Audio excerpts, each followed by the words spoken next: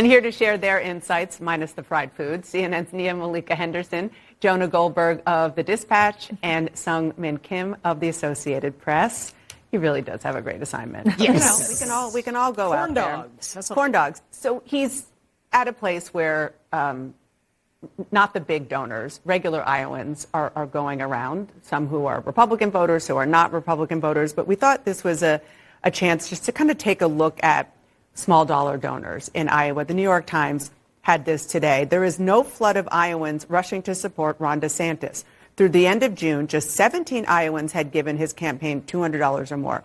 Nikki Haley, who lags far behind him in the polls, had 25 such Iowa donors, while Mr. Trump had 117, Mike Pence just 7. What does that tell you?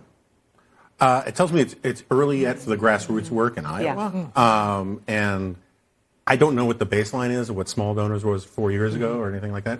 I do think, though, we're seeing time and time again that political contests are being nationalized. So small donors in Iowa they're more important as an indicator of grassroots support than anything else. Mm-hmm. But I just also think that we were dealing with a time where there were a lot of people. There was a lot of cheering and self-congratulation about the rise of small donors a decade ago.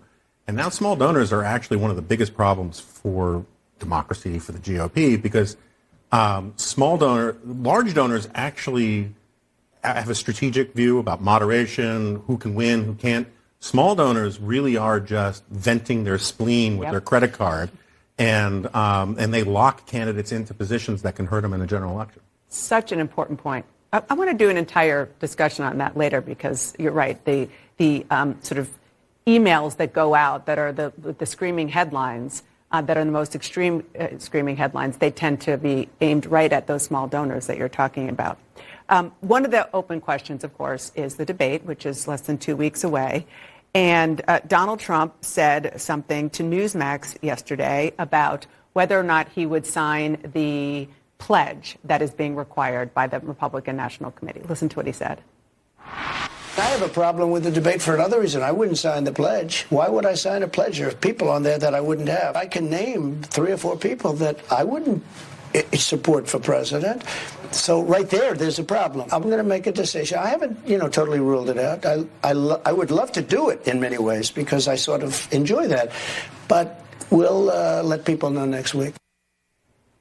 I think Ronna McDaniel has like a vat of Tums in her top drawer. Yeah. And, listen, at some point I think he's going to make a big announcement about whether or not he's going to come. He's sort of playing this, stringing us along for the attention of it all.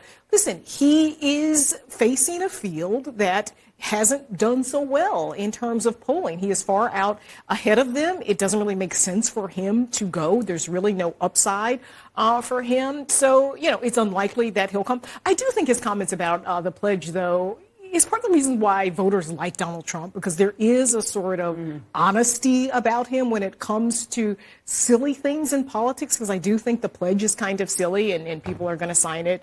But, they're talking trash about Donald Trump, but they're saying they would actually vote for him if he's the nominee, which makes them seem, like hypocrites. And he's like saying, no, I'm not going to sign the pledge, because he probably, if Chris Christie was the nominee, I don't think he would vote for Chris Christie. Or Mike Pence even. There are a lot of people in that field he doesn't like. He doesn't name them, which is a little bit of a surprise.